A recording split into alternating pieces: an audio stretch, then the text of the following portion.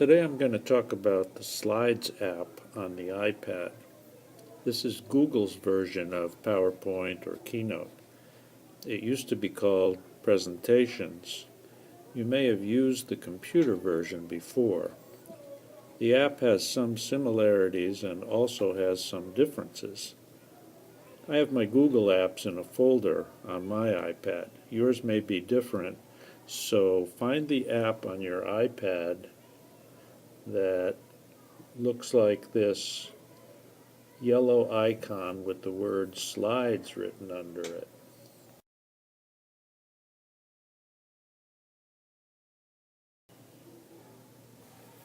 Once you touch the icon, it brings you to the Get Started page, so let's get started. Touching the Get Started button gets you to the Google Sign-In page. Log in with your regular Google account information. Once you have successfully logged in, you will either see a blank screen or a screen with presentations you've made before, either on the lab computers or on an iPad. Obviously, if you've never created any, your screen will be blank. There are two ways to look at this screen. The one you are seeing right now shows you large thumbnails of any presentations you have on your drive. Touching this icon will let you see the same stuff in the list view. The choice is up to you. This is the list view, and you're going to see the same things just presented in a different way. There's no pictures on this one.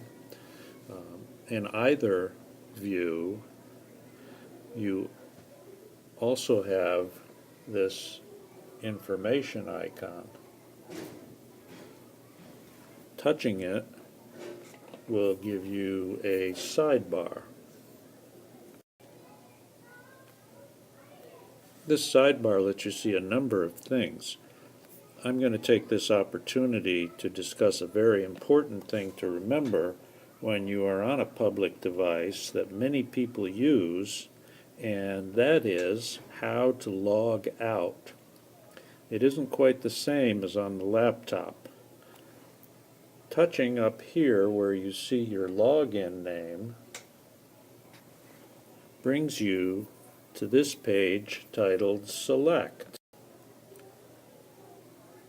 To log out, first you need to find this Manage icon and touch it.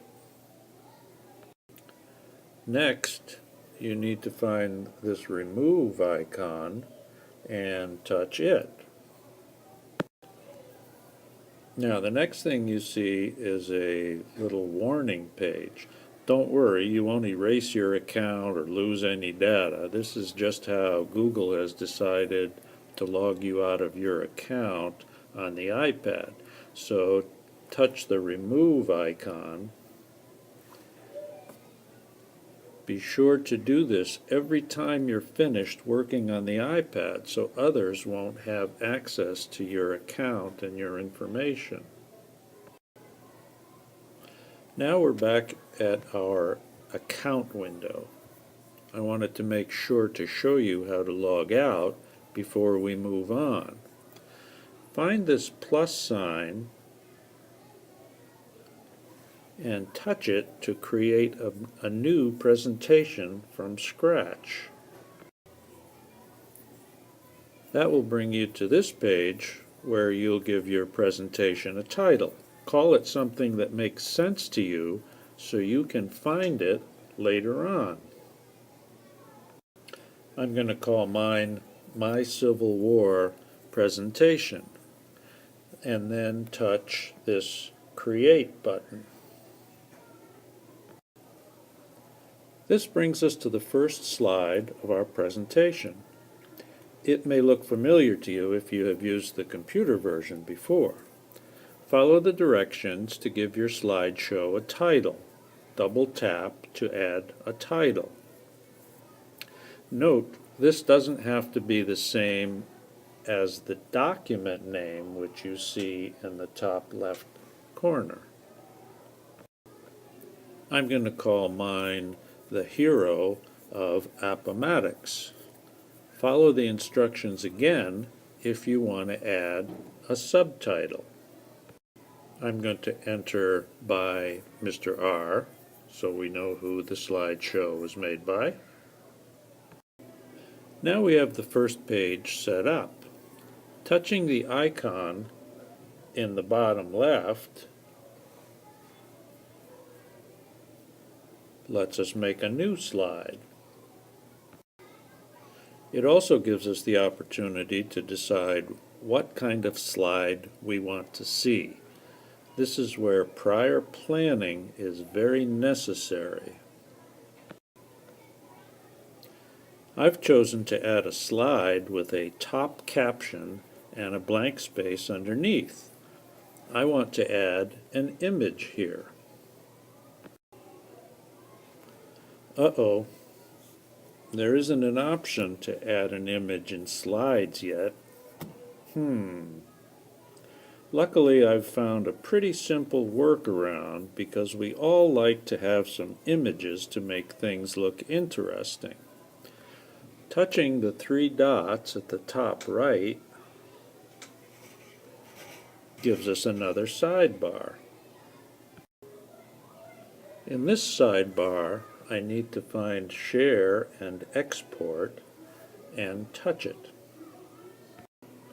In the next sidebar, find the Save as PowerPoint option and touch it. This brings us back to our slideshow with one big difference.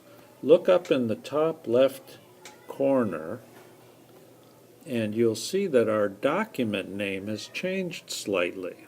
It now has a .pptx at the end, which indicates that it is a PowerPoint.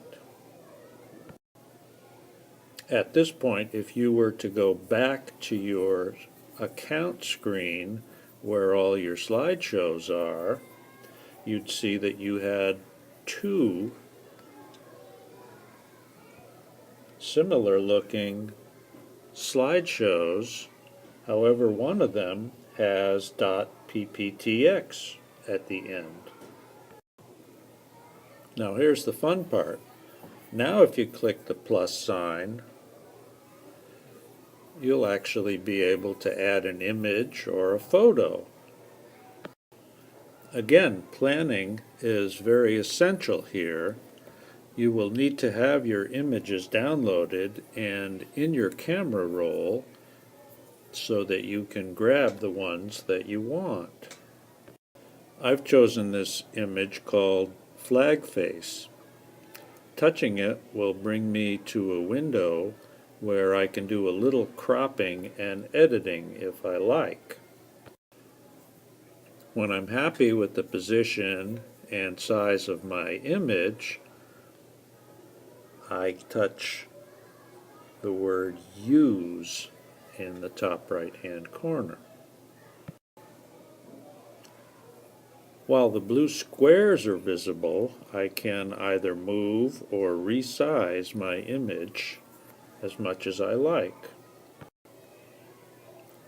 Once I'm happy with it, I can now double-click and add text to my caption. Across the top, I have some editing tools to use. By touching the A with the little lines next to it, I get a menu. I can change fonts, size, color, etc. In the same drop-down menu, I can pick paragraph, and this lets us do centering and a bunch of other alignment functions. Now here I've moved my image so I can demonstrate something in the Shape menu. Notice that my image blocks the text. There are times when I might want to have an image and text in the same space. That's where this slider comes in handy. If I move it to the right, the text comes forward. If I move it to the left, text becomes hidden. This concludes the instruction on the basics of slides on the iPads. Some of you may be wondering why you can't do themes or background. Again, this isn't something you can do in slides yet. I say yet because Google changes things quite often. But again, if you really need to have a background or a theme, I have a workaround. But this time it requires that we open our presentation on a computer temporarily, and then we can go back to our iPads.